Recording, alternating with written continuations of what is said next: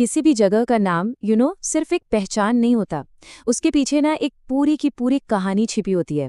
तो आज चलिए हम सब मिलकर एक ऐसे ही सफर पे निकलते हैं, छत्तीसगढ़ नाम के पीछे की जो दिलचस्प दास्तां है उसे समझने के लिए। कभी ऐसे सोचा है कि किसी जगह का नाम एक ताले जैसा होता है और उसकी कहानी होती है चाबी। तो बस आज हम छत्तीसगढ़ नाम के उसी ताले को खोलने जा रहे हैं। देखते हैं कि इसके पीछे क्या खजाना छिपा है। अच्छा, तो छत्तीसगढ़ नाम की जड़ों तक पहुंचने के लिए सबसे पहले हमें टाइम में थोड़ा पीछे चलना पड़ेगा। चलिए पता लगाते हैं कि इस इलाके की सबसे पुरानी, सबसे असली पहचान क्या थी। तो हमारी इस पड़ताल का जो पहला और सबसे जरूरी सुराग है वो है दक्षिण कोसल। जी हाँ, ये वो नाम है जो इस जमीन को सीधे रामायण काल से जोड़ता है। कहानी कुछ यूं है कि रामायण के अनुसार यहाँ राजा भानुमंत का राज था। अब उनका कोई बेटा नहीं था, तो उनकी बेटी राजकुमारी कौशल्या का विवाह हुआ अयोध्या के राजा दशरथ से, और फिर इस वजह से ये पूरा राज्य भी अयोध्या के शासन में ही आ गया। और देखिए, ये सिर्फ कोई कही सुनी बात नहीं है। रामायण में बकायदा ये श्लोक मिलता है जो इस बात का पक्का सबूत है, जो राजा भानुमंत के राज को पक्का करता है। मतलब सोचिए, इतिहास और महाकाव्य दोनों यहाँ आकर एक हो जाते हैं। तो ठीक है, कहानी यहाँ से आगे बढ़ती है। जैसे जैसे सदियां बीती, ये नाम भी बदलता गया। सफर शुरू हुआ दक्षिण कोसल से, फिर पाणिनि की अष्टाध्यायी और कालिदास के रघुवंशम जैसे ग्रंथों में ये कोसल कहलाया, और आगे चलकर इतिहासकारों ने तो इसे महाकोसल तक कह दिया। तो अब सबसे बड़ा सवाल, अगर इस जगह का पुराना नाम कोसल था, तो फिर ये छत्तीसगढ़ नाम आया कहाँ से? यहीं से हमारी जासूसी कहानी में असली मजा शुरू होता है। हमारे सामने 3 मुख्य दावेदार हैं, या कहिए 3 थ्योरीज, जिनकी अब हम एक एक करके पड़ताल करेंगे। तो ये हैं वो 3 थ्योरीज एक साथ। एक तरफ हैं प्रोफेसर हीरालाल, जो कहते हैं कि ये छत्तीसगढ़ से बना है। दूसरी तरफ वेगलर हैं, जिनकी कहानी 36 परिवारों के बारे में है। और फिर है चिज्म, जिनका तर्क 36 किलों पर टिका है।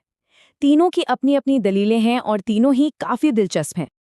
अब पहली 2 थ्योरीज को समझने से पहले एक शब्द को समझना बहुत जरूरी है, अपभ्रंश। ये कोई मुश्किल चीज नहीं है।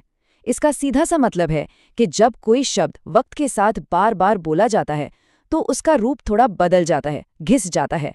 जैसे संस्कृत का कृष्ण प्राकृत में कर्ण हुआ, और फिर हिंदी में हम सबका प्यारा कान्हा बन गया। बस इसी बदलाव को कहते हैं अपभ्रंश। तो इसी अपभ्रंश के आधार पर हमारे पास 2 थ्योरीज हैं।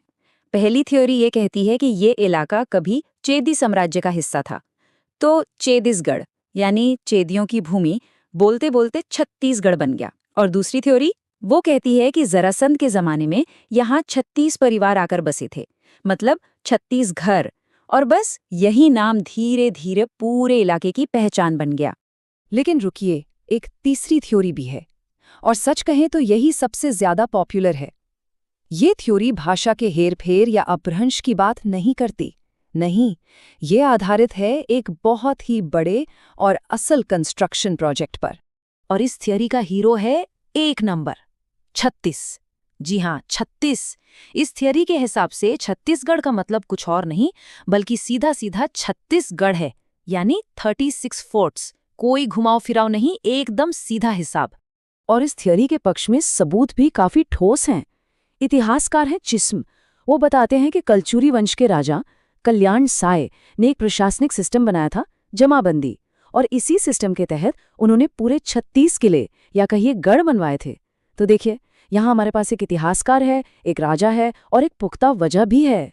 सिर्फ इतना ही नहीं, इन किलों को बनाने का जो तरीका था वो भी बड़ा कमाल का और सोचा समझा था। पूरे इलाके को एक बड़ी नदी, शिवनाथ नदी, के आधार पर 2 हिस्सों में बांटा गया। और ये बंटवारा देखिए कितना सटीक था। शिवनाथ नदी के नॉर्थ में 18 किले और साउथ में भी ठीक 18 किले। 18 + 18 हो गए पूरे 36। ये जो एकदम परफेक्ट बैलेंस है ना, यही इस थ्योरी को और भी ज्यादा दमदार बना देता है। तो अब हम कहाँ पहुंचे? हमारे पास 3 अलग अलग जवाब हैं। एक है छत्तीसगढ़ का बदला हुआ रूप, दूसरा है 36 परिवारों की कहानी, और तीसरा है 36 किलों की सीधी सादी गिनती। तो इनमें से सही कौन सा है? देखिए, शायद इतिहास की कुछ पहेलियों का कोई एक सिंगल सीधा सा जवाब होता ही नहीं है। तो छत्तीसगढ़ नाम की कहानी से हमें सीखने को क्या मिलता है? यही कि किसी जगह का नाम बस एक शब्द नहीं होता, ये एक पूरी टाइमलाइन है। इसमें महाकाव्य की परछाई भी है, सदियों से बदलती जबान का सबूत भी है, और राजाओं के बनवाए किलों का हिसाब किताब भी। और जब ये सारी परतें एक साथ मिलती हैं, तब जाकर एक जगह की असली पहचान बनती है। तो आखिर में बस यही बात है कि एक नाम सिर्फ पुकारने के लिए नहीं होता, वो अपने अंदर एक पूरी कहानी समेटे हुए चलता है। अगली बार अपने शहर या गांव के नाम के बारे में सोचिएगा, क्या पता उसके पीछे भी ऐसी ही कोई दिलचस्प दास्तान छिपी हो। नमस्कार। किसी जगह का नाम वो सिर्फ एक शब्द नहीं होता है ना? उसके पीछे सदियों का, बल्कि हजारों सालों का इतिहास छिपा होता है। आज हम भारत के एक ऐसे ही राज्य के नाम की कहानी में उतरने वाले हैं, छत्तीसगढ़।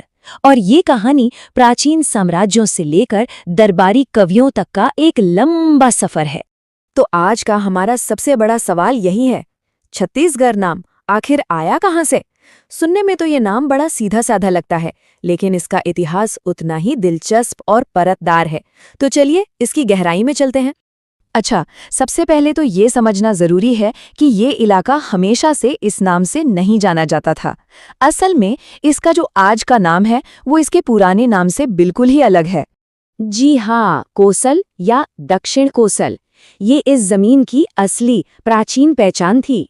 तो फिर सवाल ये है कि कोसल से छत्तीसगढ़ तक का ये सफर, ये तय कैसे हुआ?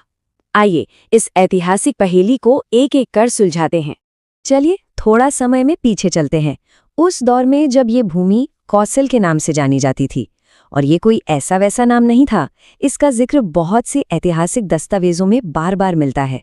और मजे की बात यह है कि कोसल नाम का जिक्र सिर्फ एक या दो जगह नहीं, बल्कि कई बड़े बड़े शक्तिशाली राजवंशों के रिकॉर्ड्स में मिलता है। इससे पता चलता है कि इस इलाके का ऐतिहासिक महत्व कितना गहरा था। जरा देखिए, गुप्त काल से लेकर वाकाटक, पांडु वंश और यहाँ तक के दक्षिण के चालुक्य और राष्ट्रकूट जैसे शासकों ने भी अपने शिलालेखों में इस क्षेत्र को कोसल के नाम से ही मान्यता दी थी। मतलब ये पहचान कितनी गहरी और कितनी दूर तक फैली हुई थी। ठीक है, तो अब हम ये तो जानते हैं कि कोसल एक बहुत महत्वपूर्ण क्षेत्र था। तो अगला सवाल ये उठता है कि ये कितना बड़ा था, इसकी सरहदें कहाँ तक थीं? और बस यहीं से कहानी और भी दिलचस्प हो जाती है। ऐसा इसलिए है क्योंकि अलग अलग समय के यात्रियों ने, इतिहासकारों ने इसकी सीमाओं का जिक्र बिल्कुल अलग अलग तरीके से किया है। शायद ये उस समय की बदलती हुई राजनीतिक ताकत को दिखाता है। जैसे देखिए, मशहूर चीनी यात्री हुएनसांग ने इसका एक तय भौगोलिक वर्णन किया। वहीं कनिंघम और लोचन प्रसाद पांडे जैसे इतिहासकारों ने इसे एक बहुत बड़े साम्राज्य के रूप में देखा, जो गंगा से लेकर गोदावरी तक फैला था। तो मतलब साफ है कि कोसल एक बहुत बड़ा और प्रभावशाली क्षेत्र था। चलिए अब कहानी को आगे बढ़ाते हैं।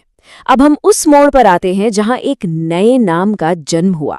सदियों पुराने कोसल नाम की जगह अब धीरे धीरे छत्तीसगढ़ ने लेना शुरू कर दिया था। ये शायद उस समय के बदलते हुए राजनीतिक और प्रशासनिक माहौल का एक संकेत था। ये एक बहुत ही जरूरी सवाल है भाई, अगर ये इलाका इतने लंबे समय तक कोसल था, तो आखिर वो कौन सा पल था जब इतिहास में पहली बार छत्तीसगढ़ शब्द को दर्ज किया गया? क्या ये सिर्फ एक नाम का बदलना था या इसके पीछे कोई और कहानी थी? देखिए, यह बदलाव कोई रातों रात नहीं हुआ, इसमें सदियां लगीं। जैसा हम देख सकते हैं, इसका पहला साहित्यिक जिक्र 15वीं शताब्दी के आखिर में मिलता है और फिर धीरे धीरे ये नाम कवियों की कविताओं से निकलकर सरकारी दस्तावेजों और इतिहास की किताबों तक का सफर तय करता है। और ये रही वो पंक्ति, ये खैरागढ़ के एक दरबारी कवि दलपत राव ने लिखी थी और इसे ही छत्तीसगढ़ शब्द का पहला ज्ञात प्रयोग माना जाता है। जरा सोचिए, छत्तीसगढ़ मतलब 36 किले। ये नाम अब उस इलाके की एक नई सच्चाई की ओर इशारा कर रहा था, एक प्रशासनिक और सैन्य सच्चाई जो कोसल जैसी विशाल सांस्कृतिक पहचान से थोड़ी अलग थी। एक ऐसा नाम जो अब किलों के एक समूह पर आधारित था। तो हमने देखा कि कैसे एक प्राचीन पहचान कोसल धीरे धीरे एक नई पहचान छत्तीसगढ़ में बदल गई। ये सिर्फ एक नाम का बदलना नहीं था, ये इस क्षेत्र की पहचान के विकास को दिखाता है, एक विशाल सांस्कृतिक प्रदेश से एक संगठित प्रशासनिक इकाई तक का सफर। नाम कभी भी एक जगह रुके नहीं रहते, वो इतिहास के साथ जीते हैं, सांस लेते हैं और बदलते हैं। छत्तीसगढ़ की कहानी इसका एक बेहतरीन उदाहरण है, जो हमें सिखाती है कि पहचान हमेशा एक सफर में रहती है।